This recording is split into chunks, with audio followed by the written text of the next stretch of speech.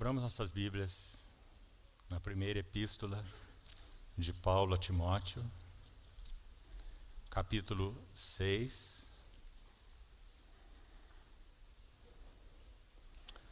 1 Timóteo, capítulo 6, verso 12.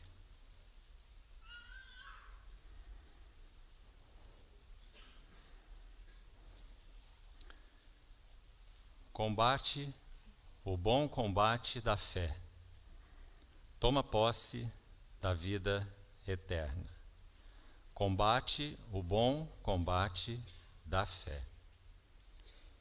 Ainda na segunda epístola de Paulo a Timóteo, capítulo 4, verso 7.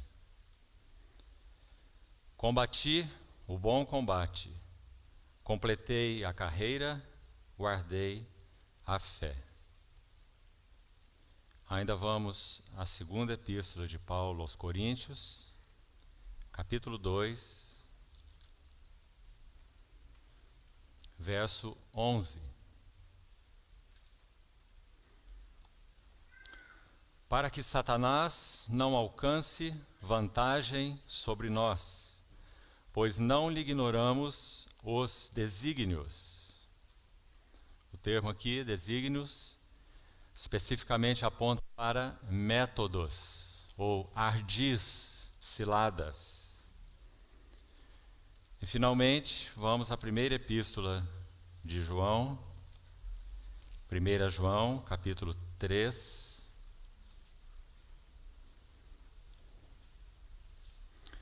verso 5 e parte final do verso 8.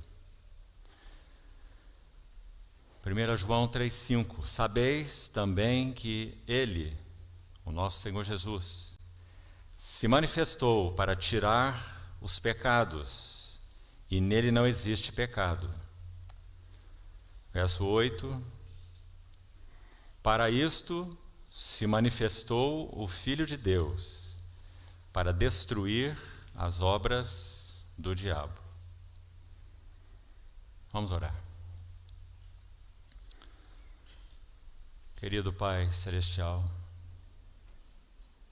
consideramos um privilégio imenso abrirmos Tua Palavra nessa manhã e nos assentarmos aos pés de Teu Filho. Volta, te pedimos nossos olhos pelo Teu Espírito Santo para vermos algo mais das belezas, glórias, virtudes e riquezas que há em Teu amado Filho. Toma a Tua Palavra nas Tuas mãos, e assim também nossas vidas e esse tempo de comunhão. Triunfa e prevalece sobre todas as coisas e sobre todos nós, para que possamos realmente ouvir-te, conhecer-te, amar-te, seguir-te. Usa a Tua Palavra em nossos corações, individual e coletivamente. Assim te pedimos, no precioso nome do nosso Senhor Jesus. Amém. Meus queridos irmãos, meu encargo principal para esses primeiros períodos da manhã é me deter nesse assunto do combate da fé e da carreira da fé. Vamos unir esse último termo da expressão de Paulo em 2 Timóteo 4,7, completei, combati o bom combate, completei a carreira e guardei a fé. Nós vamos unir esse último termo, essa última palavra fé, a combate e carreira. Então vamos falar um pouco sobre o combate da fé e também sobre a carreira da fé. Pretendemos fazer isso hoje, com a ajuda do Senhor, esperando nele, estudando um pouco da tentação do Senhor Jesus no deserto. Quais foram aqueles pilares sobre os quais o nosso Senhor Jesus se baseou para aquela vitória no deserto, o que isso significou para ele, o que isso significou para nós. E se o Senhor permitir, nos outros dias, vamos estudar a segunda epístola de Paulo aos Coríntios, falando sobre a carreira da fé, essa epístola autobiográfica do apóstolo Paulo. E na última sessão, talvez, vejamos, se pudermos chegar até lá, o último capítulo da segunda epístola de Paulo a Timóteo, que é chamado por muitos de o seu testamento de fé, 2 Timóteo, capítulo 4, de onde extraímos o texto básico para esse encontro, o verso 7. Combati o bom combate, completei a carreira e guardei a fé. Então aquele capítulo 4 de 2 Timóteo é chamado por muitos de o testamento da fé de Paulo. E retrata os seus dias finais e expõe o coração daquele apóstolo de uma maneira única.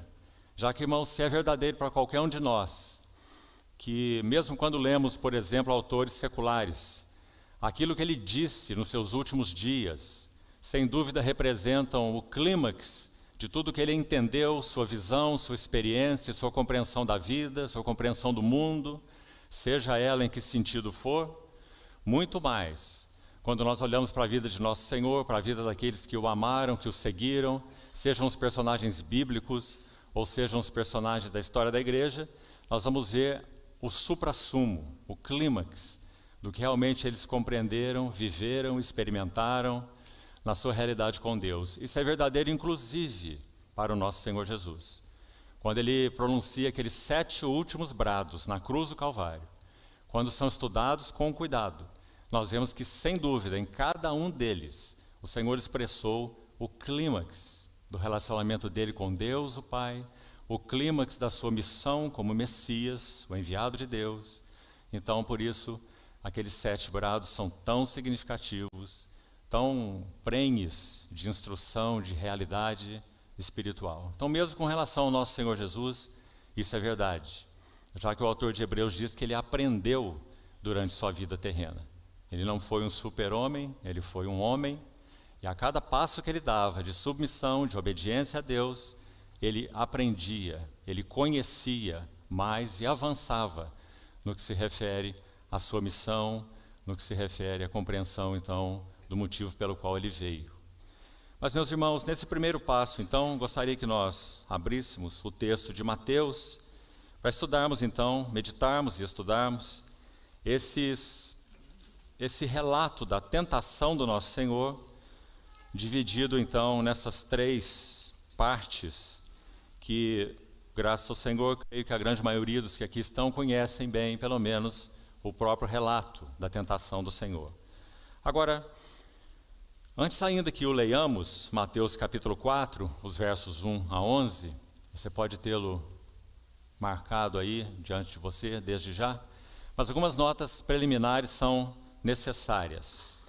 A primeira coisa é que este relato de Mateus 4, versos 1 a 11, que também é repetido no Evangelho de Lucas, no mesmo capítulo, Lucas também, capítulo 4, você pode fazer a composição aí, inclusive, mesmo número do capítulo, Mateus 4, Lucas 4, os dois registrarão essa tentação do Senhor Jesus no deserto.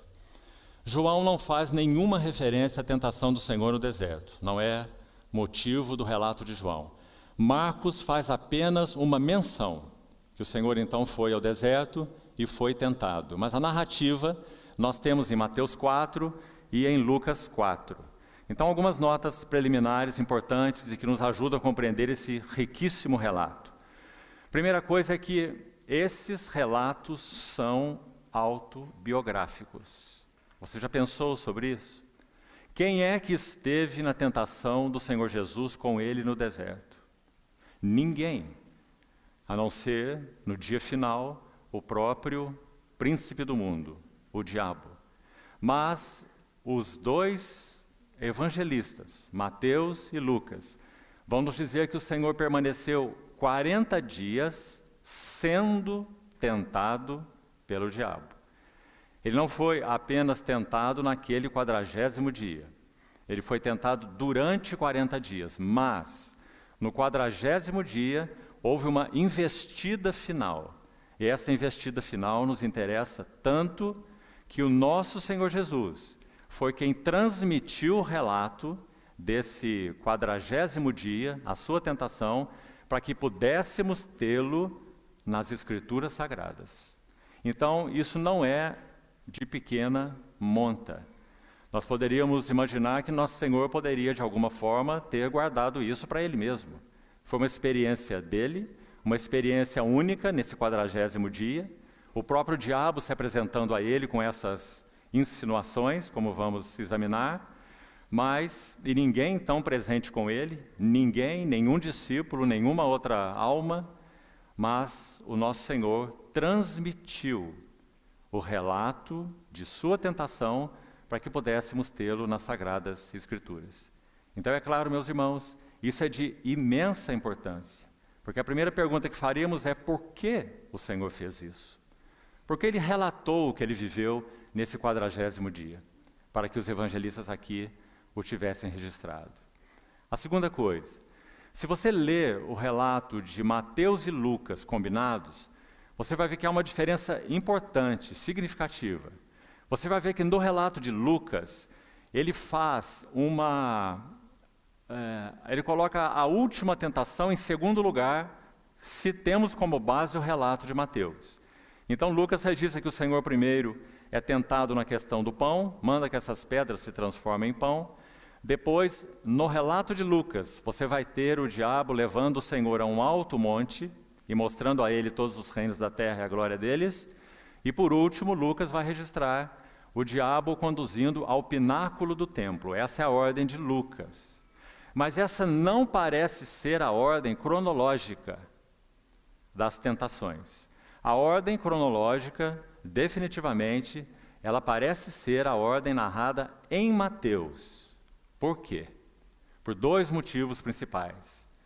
Já que essa é uma investida final no último dia, então a maneira como Mateus registrou, ela mostra um desenvolvimento, atente bem para isso, um desenvolvimento tanto na esfera quanto no significado de cada uma das tentações. Então, para que fique claro, coloquemos assim. Em primeiro lugar, o Senhor Jesus é atingido severamente no seu corpo. Manda que essas pedras se transformem em pães. Então, nosso Senhor é atingido diretamente na sua fragilidade física. Entraremos depois em mais detalhes sobre isso. Muito importante e, a meu ver, muito lindo que compreendamos isso.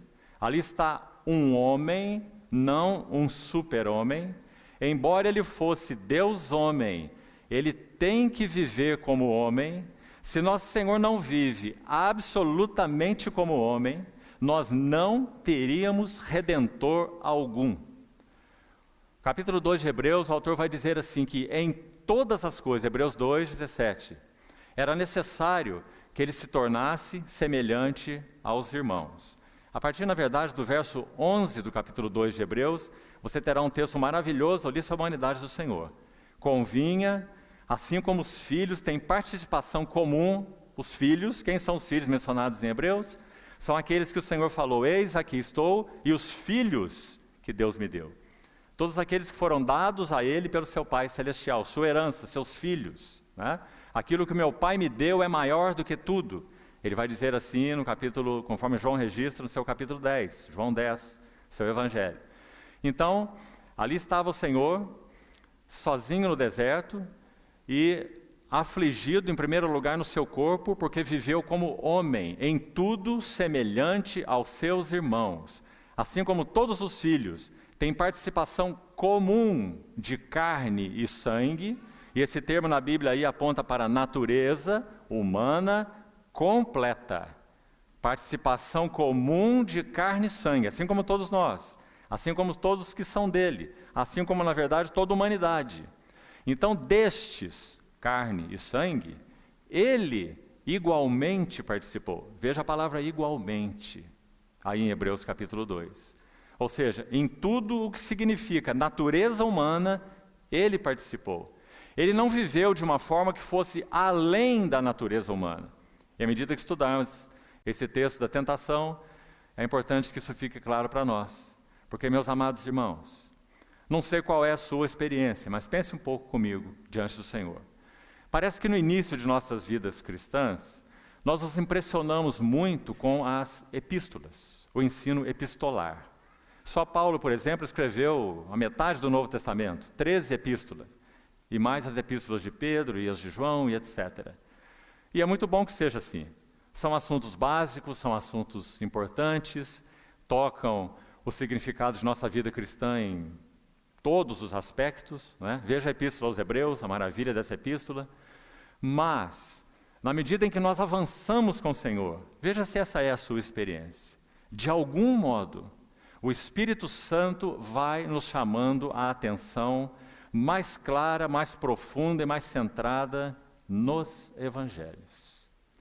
Depois de conhecermos aquilo que significam então as doutrinas, a igreja, o eterno propósito de Deus, assuntos sublimes e tão importantes, Efésios, Colossenses, Romanos, Hebreus, 4 pilares do Novo Testamento, são essas epístolas. Mas, irmãos, o texto de Hebreus 13, verso 8, diz assim: Jesus Cristo, o nosso Senhor, o nosso Salvador, o Cristo de Deus, o nosso Cristo, Ele é o mesmo, ontem, hoje, o será para sempre. Então, quando nós fazemos a pergunta assim, quem é aquele que nós encontraremos e veremos face a face naquele dia? É aquele que 4 homens, especialmente separados pelo Espírito Santo e inspirados por Ele, foram designados, incumbidos, de registrar 4 faces de um único Salvador. 4 faces de um único Salvador.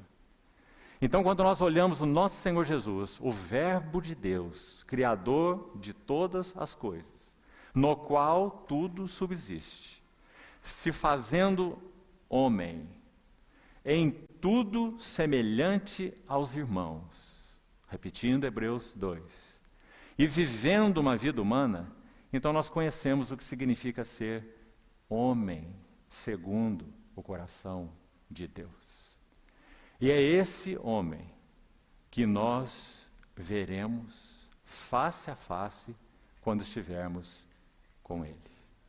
Apocalipse 22 diz assim: seus servos o servirão, contemplarão a sua face, e nas suas frontes estará escrito o nome dele. Sabe o que significa essa última frase? Nome escrito na fronte, plena identificação. Ou seja, quando conhecemos o Cristo dos Evangelhos, que não é diferente em nada do Cristo das Epístolas, mas não é nunca exposto nas Epístolas, como o é nos Evangelhos. Por isso, meus irmãos, o Novo Testamento não poderia se abrir com as Epístolas, claro. Ele teria que se abrir com o Evangelho. E quando nós falamos os Evangelhos, é porque nós estamos falando daquele que é o Evangelho em 4 faces. E creio que você conhece isso muito bem. O Rei, o Servo, o Homem e o Filho de Deus. Mateus, Marcos, Lucas e João. Então, quando nosso Senhor vive essa vida humana, em 8 grandes crises, talvez você também já tenha ouvido algo sobre isso. Sua encarnação é a primeira crise. O seu batismo no Jordão é a segunda crise, quando o Espírito desce sobre ele. A terceira crise é a que vamos nos deter, é a sua tentação. A 4ª crise é a transfiguração. A 5ª crise é o Getsêmani. A 6ª crise é a sua morte. A 7ª é a sua ressurreição. E a 8ª é a sua ascensão e entronização, juntas. Ascensão e entronização. Então aí o propósito de Deus se completa na pessoa desse Redentor, Verbo que se fez carne. 8 grandes crises. Onde elas estão? Nos Evangelhos. Então, que maravilha, nós podemos trilhar esse caminho, o caminho dos 4 Evangelhos, conhecendo algo mais das glórias, da pessoa humana do nosso Senhor Jesus. E sabe, meus irmãos, é nessa condição de homem que ele enfrenta a tentação. Então, como falávamos, o primeiro golpe é dado no seu corpo, já que ele tem um corpo humano real, palpável, frágil, vulnerável. Será que temos pensado assim sobre o Senhor Jesus? Se não temos, então precisamos corrigir nossos pensamentos, porque esse é o Cristo dos Evangelhos. É o Cristo que tem fome, sede, vulnerabilidade, angústias, sofrimentos, aflições das mais íntimas, das mais profundas. Homem. Há um só Deus e um só mediador entre Deus e todos nós os homens, é Cristo Jesus, o homem. Então ele leva esse primeiro golpe no seu corpo, um corpo fragilizado. Os dois evangelistas vão dizer que ele teve fome, porque ele é um homem real, e enfatizando, Lucas enfatiza, ele então nada comeu durante os 40 dias. Um corpo fragilizado pela fome. Não é um super-homem passando fome. É um homem em 40 dias jejuando, sem nada comer. Então ele recebe esse primeiro golpe. Você é o Filho de Deus? Assim, sabemos que tu és. Manda que essas pedras se transformem em pão. Qual era, na verdade, a cilada, o método, o ardil, como usamos a palavra de Paulo em 2 Coríntios que lemos? Nós não ignoramos os métodos, não ignoramos os ardis de Satanás. E eles são expostos aí nessas 3 tentações de uma maneira muito clara e muito necessária que seja por nós contemplada e em nós aplicada. Então, esse primeiro golpe ele recebe no seu corpo. Por isso dizíamos que a ordem de Mateus é a ordem cronológica. Em seguida, o Senhor recebe um golpe na alma. Veja a sequência. Por que um golpe na alma? Porque ele é levado à cidade santa. Ele é levado a Jerusalém. Ele é levado ao pináculo do templo. Nós temos 3 coisas aí nessa declaração. Ele está na cidade santa, não sabemos como, talvez tenha sido algo como em um êxtase. O diabo o levou desta forma, muito provavelmente em visão.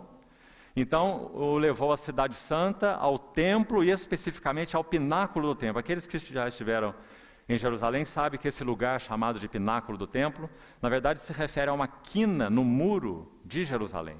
De onde, aquela quina mais alta, de onde a partir dali você vê um precipício que te dá vertigens. Aliás, não é possível subir ali. Porque a partir daquele ponto, o que temos lá no fundo é o fundo do Ribeiro Cedron, que faz a divisão entre o monte do templo e o monte das oliveiras, onde está o jardim do Getsemane. 2 montes e um vale. E o Ribeiro Cedron passa naquele vale. E o pináculo do templo, então, é aquele lugar mais alto, não se refere especificamente ao templo em si, mas sim nesse canto desse muro, onde, de lá, repetindo, você pode ver um abismo que, se você fosse colocado ali, talvez você não permanecesse ali. Tal seria a vertigem, um abismo, uma profundidade abissal. Então o Senhor foi levado naquele ponto mais alto, e ele pode ver a cidade santa em um relance, ele pode ver o templo em um relance, e isso provocou um golpe imenso na alma do nosso Senhor Jesus. E nós vamos ver por quê, na medida que estudarmos.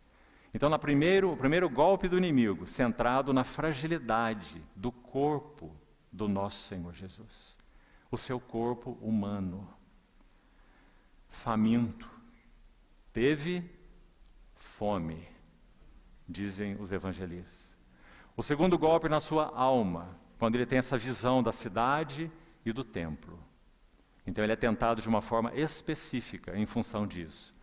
E a terceira tentação, então veja, corpo, alma, espírito. Finalmente o diabo, de novo, o leva, em visão talvez então, a um alto monte. E mostra a ele em um relance. Então nós sabemos que isso, sem dúvida, é alguma forma de êxtase, de visão. Porque é dito que lhe mostrou todos os reinos do mundo e a glória deles. Então nós temos aquela terceira tentação. Veja para que esfera da pessoa do nosso Senhor ela foi dirigida. Escute o que ele disse. Tudo isto eu te darei, se prostrado me adorares. Meus irmãos, adoração é uma questão primordialmente, essencialmente espiritual. O que o Senhor disse conversando com a mulher samaritana: o Pai busca adoradores que o adorem em espírito e em realidade. Então a adoração, é claro, é uma questão essencialmente espiritual. E aqui o diabo está dando um golpe no espírito humano do nosso Senhor Jesus.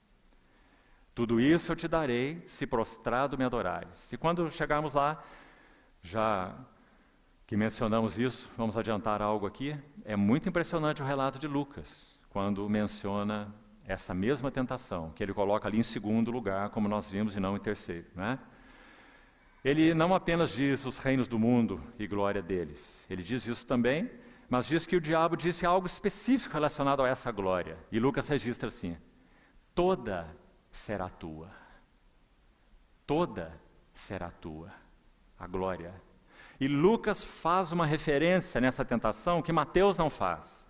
Lucas usa a palavra oikomene, quando se refere a reinos do mundo. Ele não usa a palavra cosmos para mundo, que é a mais comum.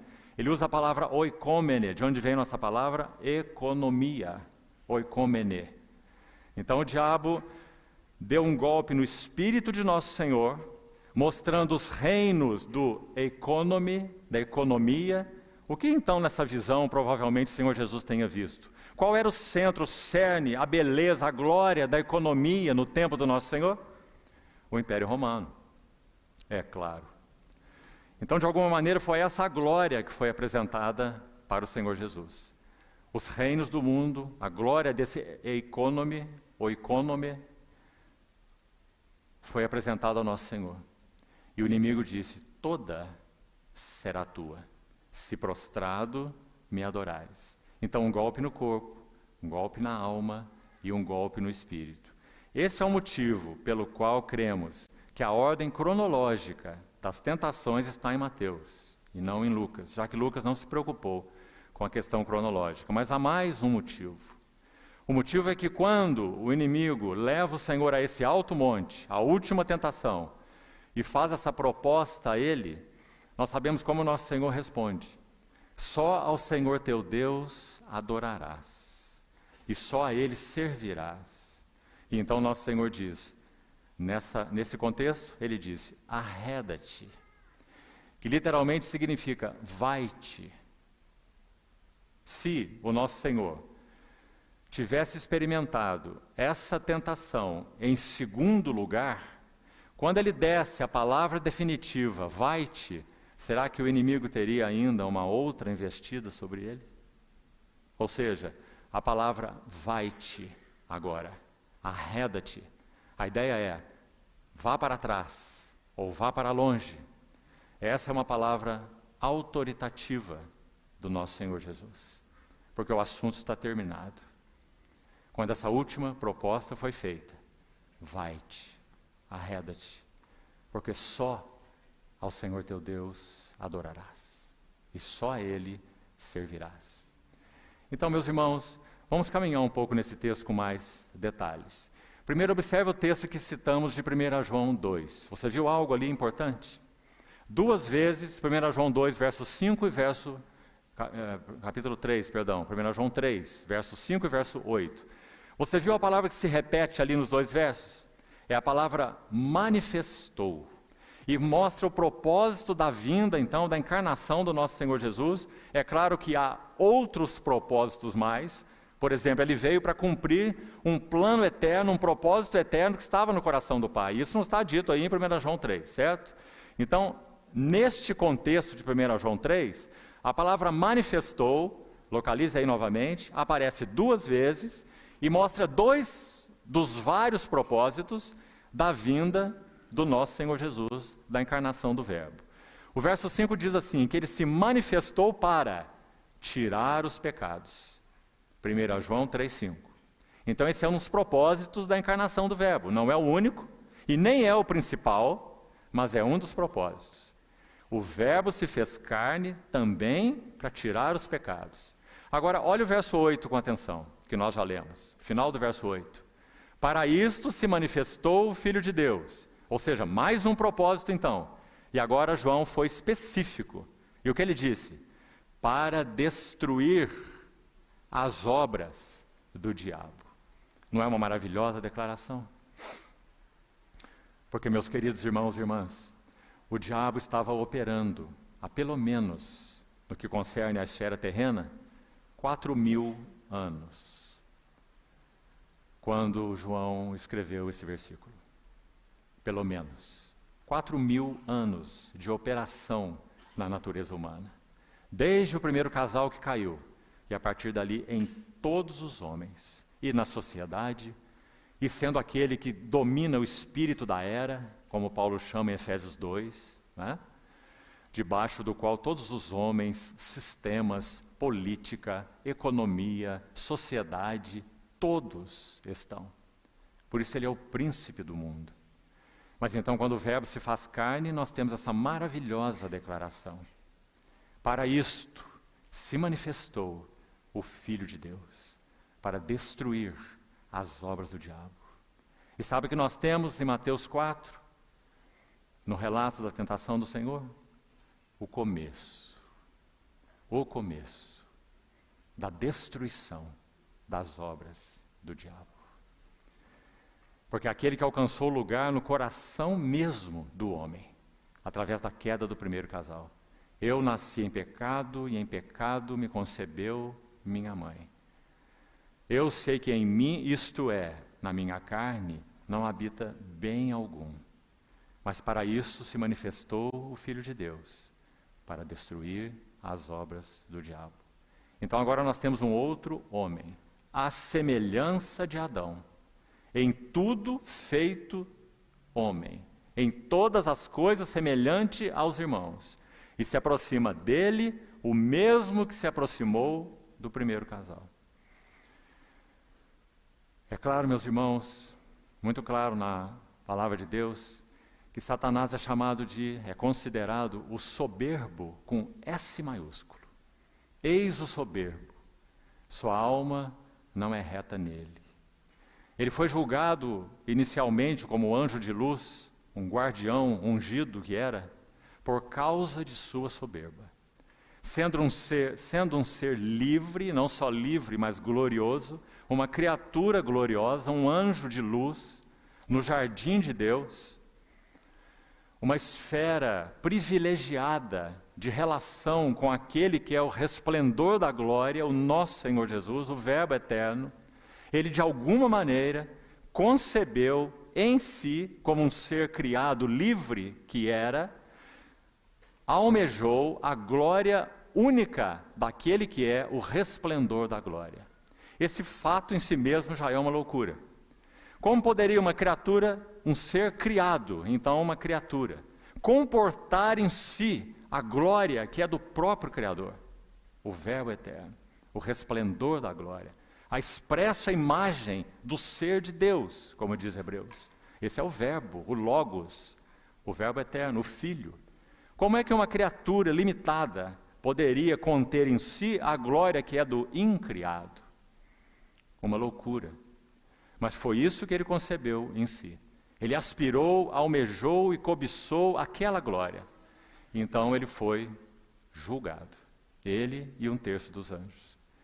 E esse inimigo, adversário, o diabo, ele se apresenta então ao primeiro casal e o derruba. E agora ele se apresenta ao segundo homem, que também é o último Adão. 2 títulos maravilhosos que o nosso Senhor Jesus tem. Ele é o último, porque toda aquela herança maldita que foi recebida através do primeiro homem que recebeu o golpe e caiu, ela seria agora aniquilada na pessoa do último Adão. Por que ele é chamado o último Adão? Porque ele é em tudo semelhante aos homens, por isso Adão, mas ele é o último, porque ele trará um fim nele mesmo de toda aquela herança significada pela queda desse primeiro homem. Então ele é o último da raça decaída. E todos que estão em união com ele são uma nova criação, porque nele as coisas velhas já passaram, e nele, para os que estão em união com ele, tudo se fez novo. Não é assim que Paulo diz na sua epístola? Mas também ele é o segundo homem, porque aquele primeiro homem foi derrubado. Então o que Deus faz? Ele não faz uma lanternagem no homem caído, digamos assim. Ele começa de novo. O próprio Filho, que é Deus, ele se faz carne. Ele assume natureza humana completa. E meus irmãos, peço ao Senhor, pelo Espírito Santo, que leve teu coração e teus pensamentos a partir desse ponto, nas suas meditações pessoais. Faça isso, para o benefício de sua alma, e para que você possa transbordar em adoração a esse que nós confessamos ser o nosso amado Senhor Jesus. O que Ele faz? Ele é o Verbo eterno, o Criador, o sustentador de todas as coisas. Ele assume uma natureza que Ele nunca possuiu antes. Veja que não foi algo que Deus fez a partir do pó. Ele não preparou um corpo para o Verbo eterno a partir do pó, como Ele fez com o primeiro homem. Não poderia ser assim. Esse segundo homem, o Verbo de Deus, ele teria que entrar na raça humana. E a única maneira de entrar na raça humana é nascer do ventre de uma mulher. Não há uma segunda maneira. Então, qual é a profecia mais importante de toda a Bíblia? A mais importante de toda a Bíblia, qual é? Isaías 7,14. E a virgem conceberá e dará à luz um filho. E ele se chamará Emanuel, que quer dizer Deus conosco. Meus amados irmãos, aí nós temos a história do Novo Testamento, aí nós temos os 4 evangelhos. Deus mesmo conosco, mas na pessoa de um homem. O Cristo eterno, o Verbo, Ele não assumiu uma pessoa humana. Ele assumiu uma natureza humana. Porque o Verbo eterno é uma pessoa. Se Ele assumisse uma pessoa humana, nós teríamos 2 pessoas. O Verbo é pessoa e Jesus de Nazaré é pessoa. Teríamos uma dupla personalidade, compreendeu? Não foi isso que aconteceu na encarnação. A pessoa eterna do Filho assume natureza humana. E é essa pessoa eterna, o Logos, o Verbo de Deus, que dá personalidade à natureza humana que Ele assumiu. Então, talvez para ficar mais claro, podemos dizer, Ele assume substância humana e dá personalidade a essa substância humana. Qual é a substância humana? Espírito humano, alma humana, corpo humano. E dá personalidade a ela. Então, quem é a pessoa do Deus homem? É o Verbo eterno, que revela tudo que Deus é. Quem me vê a mim, vê o Pai. Porque eu e o Pai somos um. E então ele vive uma vida humana, com tudo que isso significa. Ah, irmãos, que maravilha seguir os passos dele nos evangelhos. Que maravilha ver essa combinação de divindade e humanidade, sem que se misturem, sem que uma ultrapasse a outra. E quanto à tentação, nos detalhes que vamos estudar, nosso Senhor Jesus as enfrenta absolutamente como homem. Deixe-me dar mais um detalhe ainda inicial para você. Quando no relato você lê assim, se és o Filho de Deus, a nossa tendência é interpretar esse ser como sendo um condicional, mas está equivocado. Esse ser não é um condicional. Esse ser traz, assim como em muitos outros textos, versículos do Novo Testamento, esse ser traz a ideia do porquê, uma afirmação. Por exemplo, Paulo escrevendo aos Colossenses, ele diz assim, se morrestes com Cristo para os rudimentos do mundo. Paulo está colocando uma condicional aí, ele está dizendo, será que vocês morreram? Será que vocês não morreram? Não é? Se morrestes com Cristo para os rudimentos do mundo. Então, por que vos sujeitais a ordenanças? Colossenses capítulo 2, verso 20. À frente, no capítulo 3, ele diz, se forem ressuscitados com Cristo. É condicional isso? Ele está dizendo, será que vocês foram? Será que vocês não foram? Ele está dizendo, por que vocês foram? Por que vocês morreram com Cristo? Não se sujeitem a ordenanças. Por que vocês foram ressuscitados juntamente com Cristo? Então pensai nas coisas do alto, onde Cristo vive. Está compreendendo? Então, quando o inimigo diz, se és o Filho de Deus, ele não está tentando colocar uma dúvida no coração do nosso Senhor Jesus. Isso seria o próprio absurdo. Porque já que no Jordão, o que foi que a voz do céu disse a ele? Tu és o meu Filho amado, e em ti eu tenho todo o meu prazer. Então, o que o inimigo está dizendo é, por que tu és o Filho de Deus? Então, entremos aí desde já nessa primeira tentação. O inimigo vai dizer assim, em outras palavras, de que vale a tua filiação? se você não pode fazer provisão para você mesmo? Compreendeu o alcance da primeira tentação? Compreendeu, irmão, qual é o foco da vida humana desde que o primeiro homem caiu? Faça provisão para você mesmo. Atue por conta própria. Abra portas para você mesmo. Meus queridos irmãos, todo o cerne dessas 3 tentações, por favor, registre isso, para que se você esquecer tudo mais que for dito aqui, você guarde isso. Todo o cerne dessas 3 tentações tem 2 palavras como sustentáculos. A primeira palavra, dependência. A segunda palavra, confiança. Nós vamos ver à medida que estudarmos os 3 golpes do inimigo sobre o Senhor Jesus. Ele quer atuar, ele quer quebrar a dependência do homem Jesus no seu Pai. Ele quer quebrar a confiança do homem Jesus em seu Pai. Agora faça a pergunta para você mesmo. Em que se resumem todas as insinuações do maligno para conosco? Em todas as insinuações de nossa própria carne para conosco? Nossa carne que peleja contra aquilo que é do Espírito em nós. Quais são os 2 sustentáculos? São esses mesmos. Para quebrar a nossa dependência do Senhor e para quebrar a nossa confiança no Senhor. Então, quando o inimigo faz essa sugestão para que ele transforme pedra em pão, ele fez antes uma afirmação. A voz que foi ouvida no Jordão não é então verdadeira? Você não é o filho amado em que Deus tem um prazer eterno? Então manda que essas pedras se transformem em pão.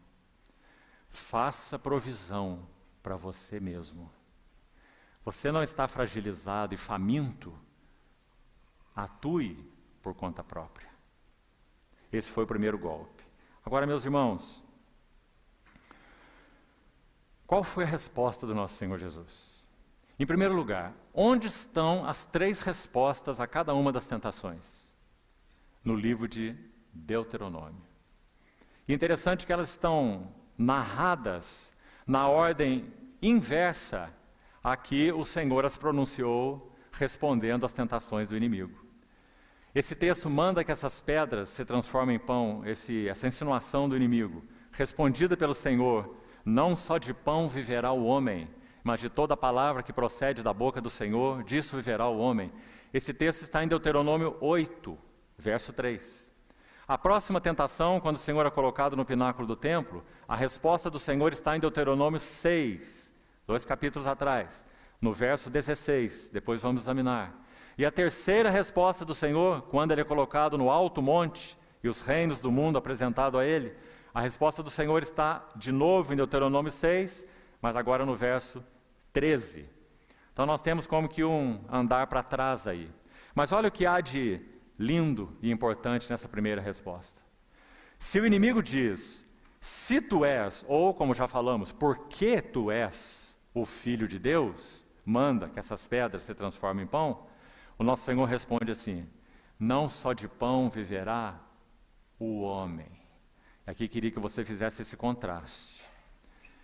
O inimigo diz, o Filho de Deus, tu és o Filho de Deus. Nosso Senhor Jesus está dizendo, vamos parafraseá-lo aqui com toda a reverência. Nosso Senhor Jesus está dizendo, eu enfrento você como homem. Não só de pão viverá o homem.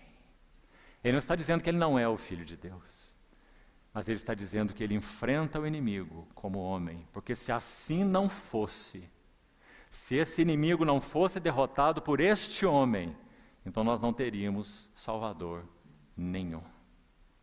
E nós mesmos não poderíamos vencer as nossas tentações. Então, esse contraste muito significativo.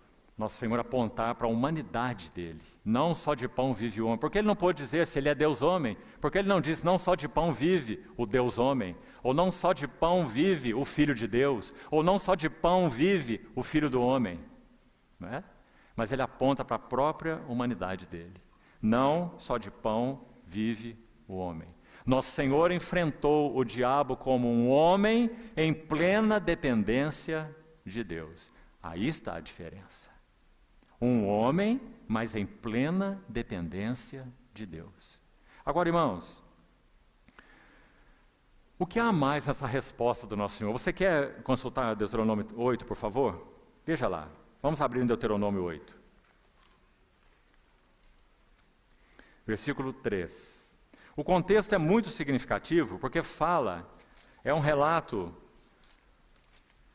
da jornada do povo de Deus no deserto, pela boca de Moisés, pela segunda vez. Deutero significa segundo, no grego, né? No caso aqui. A palavra é grega e não hebraica. Deuteronômio. Deutero segundo, nomos lei. Na verdade, esse texto, o livro de Deuteronômio, na língua hebraica, o título dele, na Torá, é Estas Palavras. É o título desse livro original, na Torá. E aqui foi dado o seu título grego, né? Deuteronômio, segunda lei, ou seja, uma rememoração daquilo que já havia sido falado, agora para a segunda geração, que é a geração que entraria na terra de Canaã, já que todos seus pais ficaram prostrados no deserto. Então, olhe por favor Deuteronômio 8, vamos lá. Verso 2. Recordar-te-ás. Livro de Deuteronômio é o livro dessa recordação da jornada no deserto, para a segunda geração. Recordar-te-ás de todo o caminho pelo qual o Senhor teu Deus te guiou no deserto, estes 40 anos, para te humilhar, para te provar, para saber o que estava no teu coração, se guardarias ou não seus mandamentos. Ele te humilhou e te deixou ter fome. Nós vamos fazer um pequeno contraste aqui entre o povo no deserto e Cristo no deserto. Cristo no deserto, depois de jejuar 40 dias, veja inclusive a semelhança do 40, já que 40 na Bíblia, sempre significa um período de provas e de testes. 40, sempre. Então o povo 40 anos no deserto, Senhor Jesus 40 dias no deserto. O povo teve fome, o Senhor Jesus também teve fome. Mas qual foi a reação do povo no deserto com fome e qual foi a reação do Senhor Jesus no deserto com fome? E a diferença, irmãos, é tão significativa que é o motivo mesmo da queda e reprovação deles e o motivo mesmo da vitória do nosso Senhor Jesus, no mesmo assunto, o pão. Então vamos lá, seguindo, verso 3. Ele te humilhou e te deixou ter fome, e te sustentou com o maná, que tu não conheceste, nem teus pais o conheceram, para te dar a entender que não só de pão viverá o homem, mas de tudo o que procede da boca do Senhor, disso viverá o homem. Não é importante considerarmos que essas foram as primeiras palavras do ministério terreno do nosso Senhor Jesus? Você já atentou para isso? Quando nós vamos ver o primeiro abrir da boca desse homem, após o batismo, é claro. Antes do batismo ele disse algo para João Batista, né? Mas depois que ele foi batizado, os céus se abriram, a voz testificou do céu quem era ele, o Espírito Santo desceu sobre ele em forma corpórea de uma pomba. Nós temos então a primeira palavra do ministério do nosso Senhor Jesus, ungido então, batizado no Jordão e ungido pelo Espírito Santo. E qual foi a sua primeira palavra? Não só de pão viverá o homem, mas de toda palavra que procede da boca do Senhor. Um homem em plena dependência de Deus, como já falamos, fragilizado pela fome e vivendo do pão celestial, a palavra de Deus. Agora, por que é dito nesse verso 3 que os pais dessa geração do deserto, olhe de novo, Deuteronômio 8:3, não conheceram esse maná, descrito no início do verso, e nem é a primeira geração que está ouvindo essa palavra. O maná que tu não conheceste, está vendo? E nem teus pais o conheceram. Em que sentido será? Já que tanto eles, a segunda geração, quanto seus pais, comeram o maná. Então, em que sentido eles não conheceram? Então, parece muito óbvio que esse não é no sentido literal. O sentido literal é impossível. Eles comeram esse maná, eles conheciam esse maná. Mas qual é o sentido desse versículo? Qual é o sentido que o Senhor o aplicou quando foi tentado pelo diabo? Ele está dizendo que o verdadeiro pão que sustenta a vida do homem é a palavra de Deus. Foi isso que eles não conheceram. Por isso, meus irmãos, um detalhe interessante aqui, nós não teremos tempo para tudo, mas se você ler Êxodo 16, eles passam o mar no capítulo 14, Moisés tem o seu cântico no capítulo 15, em Êxodo 16 o Senhor vai sustentá-los com maná. Quando eles clamam por carne, mal saíram do Egito, já estão com saudade das carnes, dos pepinos, dos alhos, dos peixes, das cebolas, quase tudo que é fedorento eles têm saudade, né? E mal saíram do Egito. Então, quando eles chegaram nesse ponto, você lembra o que aconteceu? O Senhor então manda codornizes para sustentá-los, não é? Fazendo um resumo do relato. Veja que interessante, o Senhor é condescendente com eles. Ele poderia não ser, não é? Vocês agora estão iniciando uma nova fase, um novo treinamento. Nada de Egito, nada de carne. Esqueçam isso. Mas o Senhor não disse assim. Tal é a condescendência do nosso Deus. Então sim, Ele providenciou as codornizes. Eles comeram codornizes. Embora essa não fosse a vontade do Senhor. Não, nunca foi. O Senhor foi condescendente com eles. E não julgou na primeira vez. Êxodo 16 é onde nós estamos. Ele envia as codornizes. Comam então a carne que vocês querem. Mas, isso de tarde, né? E depois, quando anoiteceu e o outro dia amanheceu, o que havia sobre a relva? A Bíblia vai dizer algo como uma fina geada, que tinha aparência de escamas. Aí eles olharam aquilo, como está geando, digamos assim, né? No deserto. O que é isso sobre a relva?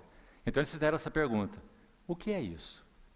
E essa pergunta, o que é isso? Na língua hebraica, é a palavra maná. Maná. Maná significa, o que é isto? Então, por isso, aqui em Deuteronômio 8:3, o Moisés vai afirmar, vocês foram sustentados com aquele pão que vocês não conheceram, nem teus pais conheceram. O que o Senhor quer dizer então? Vocês não entenderam, vocês não conheceram, que isso que descer do céu para o sustento físico de vocês, era só um meio, uma figura do que realmente iria sustentar vocês no deserto 40 anos. E o que iria? A palavra de Deus. E por que a primeira geração falhou? Porque eles murmuravam, e murmuravam, e murmuravam, e 10 vezes, em ocasiões críticas, murmuraram contra o Senhor. Até que os seus cadáveres ficaram prostrados no deserto. Então, o que eles não entenderam? Eles não entenderam que não só de pão vive o homem, mas de toda palavra que procede da boca do Senhor. Oh, meus amados irmãos, 30 anos, pense comigo, o nosso Senhor Jesus viveu entesourando a palavra de Deus no seu coração. 30 anos. Você já pensou assim sobre ele? Temos, às vezes, uma ideia tão mística sobre o Senhor e tão equivocada, meus amados irmãos. Por isso precisamos tanto dos evangelhos. Você já viu nos evangelhos o verbo de fraldas? Já viu? Quando ele nasce em Lucas 2, é dito que a sua mãe o enrola em fraldas. É a palavra literal, faixas, em algumas versões. O verbo, o resplendor da glória, o sustentador de todas as coisas criadas, está de fralda numa manjedoura. É Ele, o nosso Senhor Jesus Cristo, o verbo que se fez carne. E então ele é amamentado pela sua mãezinha, como qualquer outra criança. E ele cresce até que Lucas faz um registrozinho maravilhoso da vida dele, que ninguém faz, quando ele chega aos 12 anos. Primeiro é dito quando ele era ainda um menino, ele crescia em sabedoria, crescia em estatura, crescia em graça, ele se fortalecia, não é? Primeiro, Lucas vai dizer. Depois, aos 12 anos, ele crescia em sabedoria, crescia em estatura, crescia em graça. Aos 12 anos, ele já demonstra uma consciência messiânica. A mim me cumpre cuidar dos negócios de meu pai. Que passagem maravilhosa. Ele não está dizendo os negócios da carpintaria. A carpintaria não estava nem em Jerusalém, estava lá em Nazaré, não é? E o pai dele agora estava em Jerusalém, com a mãe dele, com os outros nazarenos daquela comitiva. Ele diz, a mim me compete cuidar dos negócios de meu pai. Imagina José ouvindo isso. José nem falou nada, não é? O que José poderia falar? Ah, meu filho, então, por causa disso mesmo, vamos voltar para Nazaré, nossa carpintaria está lá. Não é? Não. Os negócios do meu pai. E diz que a sua mãe considerava todas essas coisas no seu coração. Você pode imaginá-lo vivendo esses 30 anos em Nazaré? É muitíssimo provável que ele perdeu seu pai muito antes de iniciar o seu ministério, se tornou um arrimo de família, porque ele é o primogênito, entre outros filhos que Maria teve, trabalhando na carpintaria, conhecido dos seus vizinhos em Nazaré. Por isso, quando ele prega lá, você lembra o que aconteceu, né? O que os nazarenos queriam fazer com ele?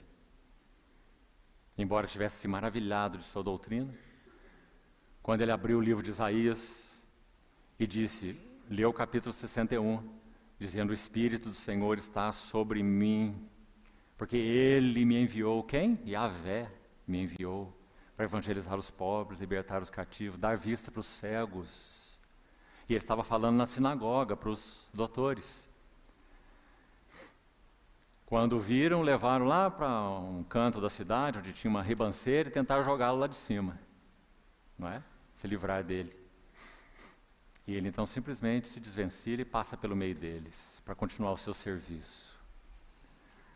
O homem, Jesus, o nosso Senhor, entesourou a palavra de Deus 30 anos no seu coração.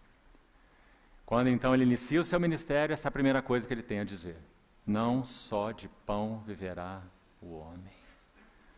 Meus amados irmãos, todos nós que somos o Senhor, temos esse único elemento através do qual vivermos. Ou nós vivemos da palavra do Senhor, ou não temos mais nada pelo que viver. Porque, de modo geral, o cristianismo tem se apresentado como essa tragédia que nós temos visto nos nossos dias? Porque a palavra de Deus tem sido selada e não aberta. Porque nos púlpitos nós temos entretenedores e não profetas. Não só de pão viverá o homem, mas de toda a palavra que procede da boca do Senhor. Salmo 40 é um salmo profético, se você quiser consultar aí. Salmo 40, de 6 a 8, o salmista vai dizer assim, sacrifícios e ofertas não quiseste, nem holocaustos e oblações pelo pecado, nem com isso te deleitastes. Então disse eu, eis aqui estou, no rolo do livro está escrito a meu respeito. Dentro, finalmente o verso 8 do Salmo 40, agrada-me fazer a tua vontade, ó meu Deus, e dentro do meu coração está a tua lei. Lei, nos Salmos, é uma outra palavra intercambiável com o termo palavra. Então, todas as vezes que você ler lei, mandamento, ordenança, significa uma coisa só, preceito, se refere a uma única coisa, a palavra de Deus. Então o Senhor está dizendo, dentro do meu coração está a tua palavra. 30 anos entesourando essa palavra. Agora olhe mais um detalhe ainda. Tanto no relato de Mateus quanto de Lucas, Mateus 4 e Lucas 4, quando o Senhor usou essa expressão, não só de pão vive o homem, mas de toda a palavra, esse termo palavra, ali nos relatos de Mateus 4 e Lucas 4, é rema, não é logos, que são as duas palavras no grego que nós temos para o termo palavra. Então o que é logos? Logos é uma palavra já declarada, uma palavra já expressada, uma palavra escrita especialmente. Isso é logos. Agora o que é rema? Rema se refere mais a um discurso, uma palavra que é falada ou refalada. Então, basicamente, nós poderíamos dizer que logos é uma palavra escrita e rema é uma palavra falada. Basicamente, essa é a diferença. Então, qual foi o termo que o Senhor escolheu para usar aí respondendo ao inimigo? Ele não usou o logos. Não porque logos não seja importante, ele mesmo é o logos de Deus, a expressão de Deus, a palavra de Deus. Mas o logos era muito bem conhecido por todos os fariseus, em todas as sinagogas, e eles teriam que saber porções enormes do logos de cor, do logos escrito, da palavra escrita. Nosso Senhor aí não usou o logos. Nosso Senhor também conhecia o logos completamente no seu coração. Ele cresceu estudando o logos, ele cresceu aprendendo o logos. Mas ele usa a palavra rema, porque ele está dizendo, todo homem viverá das comunicações diretas de Deus com ele mesmo, da rema, do falar do Senhor. Essa foi a vida humana do nosso amado Senhor Jesus, e é verdade para cada um de nós. Não basta apenas conhecermos a palavra escrita de Deus, esse é o fundamento de tudo, mas nós vivemos da rema de Deus, a unção que vos ensina a respeito de todas as coisas, a unção que torna o logos conhecido, guardado, memorizado, estocado, entesourado no nosso coração, o Espírito que torna esse logos em rema. É disso que nós vivemos. Você se lembra, irmão, já citei uma vez, sei que nosso tempo está concluindo, mas não queria deixar de relembrar os irmãos disso. Há muitos, muitos anos atrás, eu ainda era um jovem, e nós estávamos em um encontro assim como esse, em uma outra cidade, em Cambuquira. E um irmão que passou por um período de perseguição comunista na China, nós tivemos a oportunidade de ouvi-lo ali, pessoalmente. Ele ficou 22 anos em uma prisão comunista.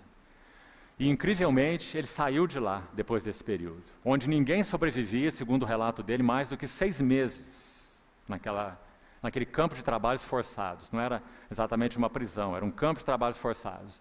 Eles trabalhavam com a plantação de arroz durante o dia todo, naqueles lugares encharcados, e dormiam ao relento, fazendo umas macas debaixo de bambus. E quando esse irmão foi levado para esse campo de concentração e de trabalhos forçados, então ele ouviu daqueles prisioneiros que já estavam ali o seguinte: ninguém aqui vive mais de 6 meses. Você vai ver que os seus pés vão começar a inchar, a sua coxa, e quando esse inchaço atingir o seu ventre, você morre. Nosso irmão permaneceu naquele campo 22 anos. E ele disse que quando ele foi arguído pelas autoridades comunistas na época a respeito de sua fé, já que ele foi inquirido por isso, pela sua fé, então eles disseram assim: você é um professor de Bíblia, você pode continuar a sua tarefa, nós não vamos nos opor a isso. Só que você vai ensinar Lucas 15, a parábola do filho pródigo, assim: o filho pródigo é o proletariado, e o novilho cevado é o sistema comunista. Ele disse: eu não posso fazer isso, que eu seria infiel à palavra de Deus. Então, dali mesmo, daquela arguição, ele foi colocado em um ônibus, junto com outras pessoas que foram retiradas do sistema, para ser levado para um campo de concentração. E sabe o que ele vai nos dizer? Ele disse que quando ele estava lá, ele olhava para aquelas pessoas e pensava diante do Senhor: meu Senhor, o que eu estou fazendo aqui? E ali havia pessoas de toda a classe. Havia prostitutas, havia drogados, haviam pessoas que o sistema comunista recolhia das ruas.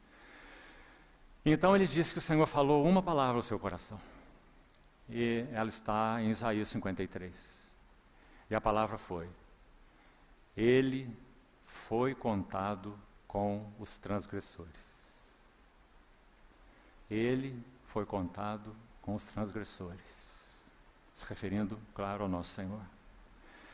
Então esse irmão nos disse que, durante 22 anos, essa palavra o sustentou no campo de trabalhos forçados.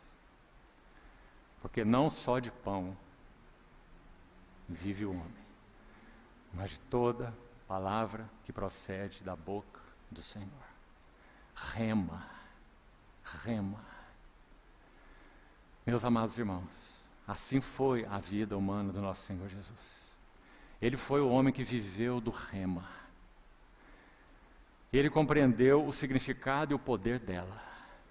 Ele não era um super-homem. Ele teve que aprender as Escrituras como todos nós temos que aprendê-la.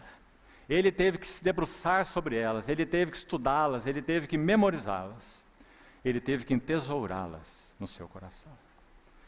E quando chegou o dia, aos 30 anos, essa foi a primeira palavra dele. Dizendo então: vivo minha vida como homem, do rema de meu pai. Um rema que, nas palavras de Moisés, tu não conheceste, nem teus pais o conheceram. Graças ao Senhor por essa vida humana tão preciosa.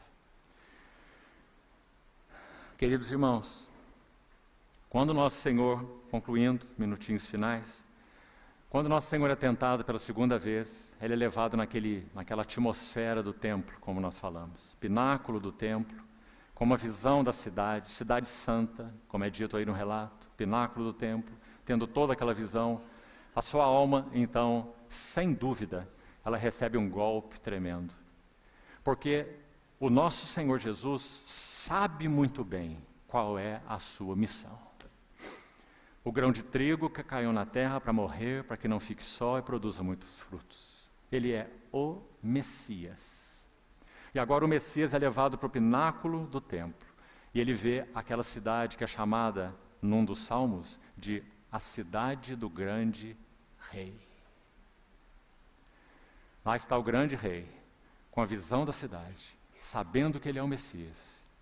E então a insinuação do inimigo é, citando o Salmo 91, quero resumir o assunto para você.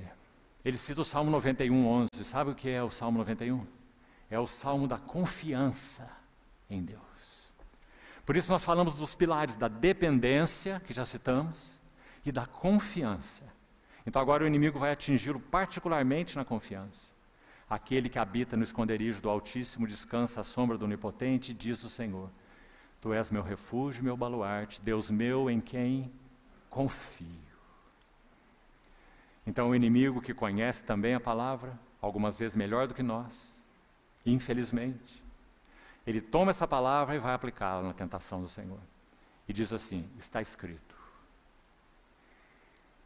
aos seus anjos dará ordem ao teu respeito para que te guardem. Salmo 91, 11. Eles te sustentarão nas mãos, para não tropeçares em alguma pedra. Bem, em primeiro lugar, o que o inimigo fez aí? Ele omitiu, primeiro, uma parte do versículo. Porque o versículo não é assim como ele citou. O versículo é: aos seus anjos dará ordem ao teu respeito para que te guardem em todos os teus caminhos. E esse em todos os teus caminhos foi omitido pelo inimigo. Por quê? Porque será que fazia parte dos caminhos de Deus, como ordenados ao Messias, que ele desse aquele salto do pináculo do templo? Não fazia parte. Porque essa não era uma sugestão de seu pai, era uma sugestão do seu inimigo. Então um salto daquele pináculo do templo não estava nos caminhos de Deus para com o seu filho, o Senhor Jesus. Então o inimigo omitiu isso. A segunda coisa importante: havia uma tradição entre os judeus naquela época. Veja quão interessante é isso. Que o Messias, tradição, apenas tradição. O Velho Testamento nunca disse isso. Mas isso era consolidado entre eles. Como muitas coisas não bíblicas eram consolidadas entre eles. Puro misticismo. Mas era consolidado entre eles que quando o Messias se revelasse, ele faria algo espetacular e extraordinário para convencer a todos que ele era o Messias. Então, se o nosso Senhor Jesus desse, digamos, esse salto do pináculo do templo e se apresentasse vivo lá embaixo, uma situação impossível, então seria declarado que ele é o Messias. A tentação do inimigo foi: seja espetacular, saia do corriqueiro, do ordinário, seja extraordinário. Uma tentação para agir por si mesmo, pretensamente baseado na confiança em Deus, de acordo com o Salmo 91. Mas então nosso Senhor vai dizer: também está escrito. Esse está escrito e também está escrito é tão importante porque Que lição nós temos para nós, inclusive, aí. Meus amados irmãos, o perigo de verdades bíblicas desequilibradas é imenso. Sempre na palavra de Deus há um está escrito, mas um também está escrito. As verdades de Deus se autolimitam. Vou citar um exemplo para deixar claro para você. Quando Paulo escreveu em Romanos 14 sobre a liberdade cristã, e ele menciona aos coríntios também, até mesmo a liberdade que ele tinha de comer carne que fosse até sacrificada a ídolos, porque ele diz, o que é um ídolo? Um ídolo de si mesmo? Não é nada, ele diz, nada é. Há um só Senhor, e assim nós cremos. Mas ele diz que se esse comer trouxesse escândalo à consciência de um irmão, então ele estaria pecando. O que ele está ensinando? Em Romanos 14 isso é tão claro. Ele está dizendo que a liberdade cristã, que é uma verdade maravilhosa, que é nossa, que temos, que possuímos o Senhor, todos nós temos liberdade dentro daquilo que não ofende ao Senhor. Nossa liberdade cristã é total. Mas a nossa liberdade cristã sempre será, ou deveria ser, limitada pelo amor cristão. Então, pelo amor cristão, eu não vou comer carne sacrificada aos ídolos, se isso houver uma possibilidade de ofender a consciência de algum irmão. Porque o amor cristão vai limitar a minha liberdade cristã. Está escrito, mas também está escrito. A soberania de Deus é uma verdade maravilhosa na Bíblia. Mas se você for enfático demais no assunto da soberania de Deus, às expensas da responsabilidade do homem, você vai cair e vai levar outros a viver uma vida libertina. Mas se você pesar demais no assunto da responsabilidade do homem, às expensas da soberania de Deus, você vai viver e vai levar outros a viver uma vida legalista. Porque a soberania de Deus e a responsabilidade do homem sempre andam juntas. A graça por um lado, a verdade por outro. Por isso nosso Senhor era cheio de graça e cheio de verdade. Está escrito, mas também está escrito. Tão importante, meus amados irmãos. Algo mais aqui, rapidamente.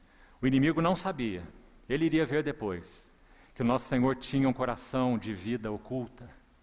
Nada de ser extraordinário, nada de aparecer no centro de todas as coisas, nada de ser o foco das multidões, nada de ser espetacular, nada disso.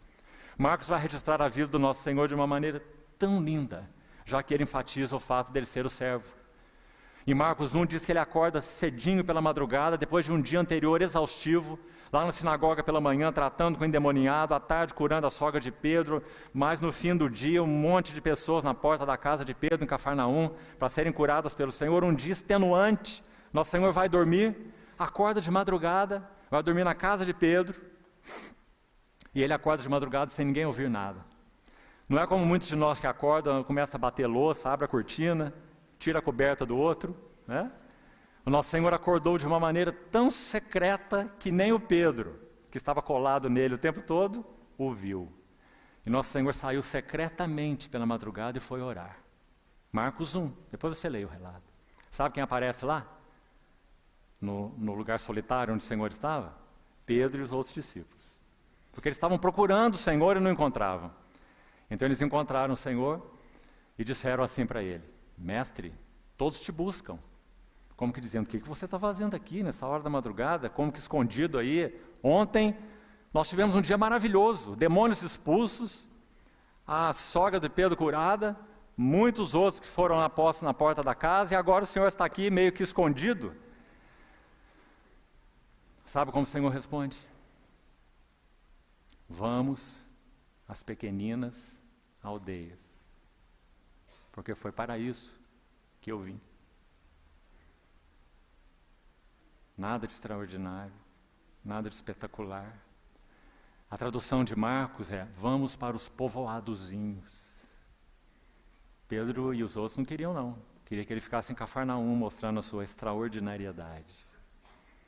Mas ele disse, vamos para os povozinhos. E essa frase tão especial ali, foi para isso que eu vim. Graças ao Senhor. E por último, irmãos, nosso tempo já se foi, me perdoem por alongar mais. Rapidamente sobre a outra. Quando o Senhor é levado nesse alto monte pelo diabo, e os reinos do oikomene, do mundo, da economia, a glória são mostradas a ele, ele recebe um golpe agora no seu espírito. O texto de Isaías 9, que você deve conhecer muito bem, um menino nos nasceu, um filho se nos deu, o governo está sobre os seus ombros, seu nome será maravilhoso, conselheiro, Deus forte, Pai da eternidade, príncipe da paz, para que se aumente o seu governo, venha a paz sem fim. Lembra-se do texto? Então, quando você lê esse texto à luz da tentação do Senhor, você compreende o que o inimigo estava fazendo. O inimigo estava como que dizendo, você é o Messias, você não é o Messias. Você não é aquele que Isaías disse ser o príncipe da paz. Você não veio com a missão de abençoar a humanidade, não é para isso que você veio. Então todos esses reinos eu te darei para que você cumpra a sua missão, para que você abençoe a humanidade com paz, para que você mostre a eles então quem que você é e para o que você veio. Porque você é o Messias. Te darei todos os reinos do mundo e a glória deles, se prostrado me adorares.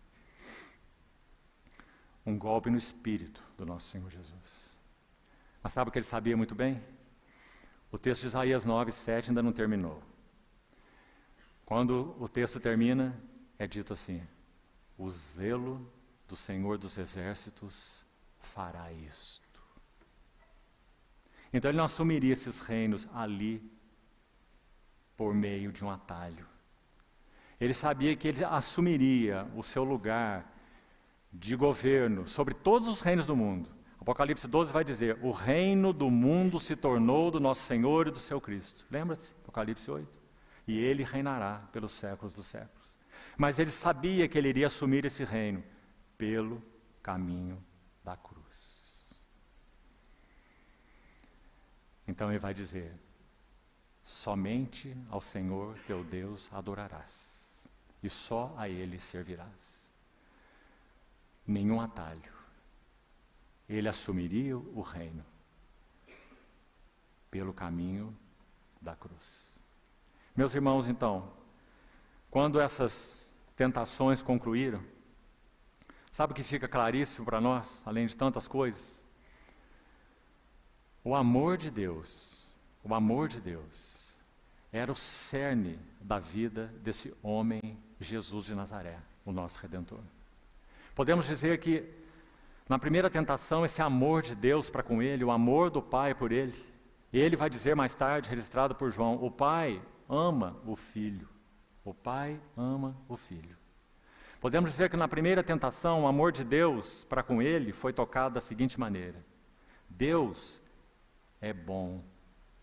Seu amor me suprirá. Sem que essas pedras precisem ser transformadas em pão e que eu faça provisão para mim mesmo, nosso Senhor nunca fez provisão para si mesmo. Todos os milagres que ele fez foram provisões para outros, ou meios para alcançar outros. Nunca fez provisão para si próprio, porque se ele fizesse, ele estaria usando poderes divinos para viver vida humana.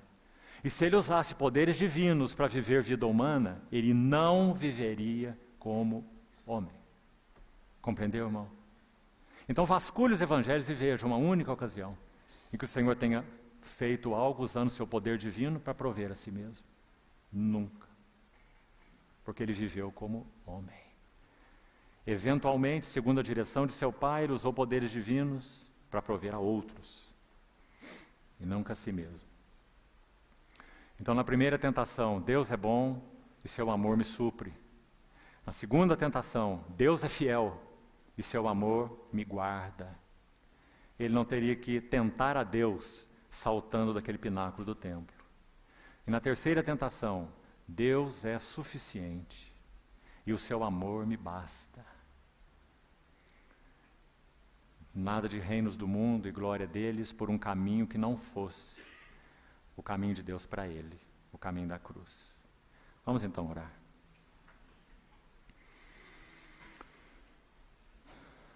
Querido Pai Celestial, confiamos Tuas palavras lidas e compartilhadas às Tuas próprias mãos.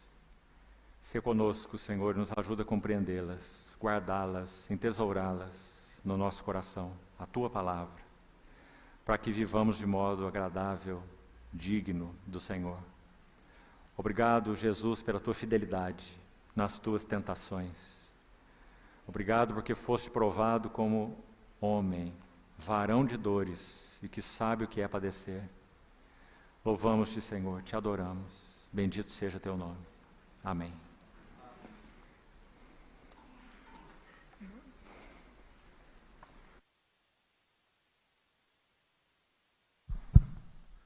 Vamos fazer um intervalo de 10 minutos. Nós retornamos, irmãos, para a segunda sessão. Lembrando dos irmãos cuidarem com seus objetos pessoais aqui no local.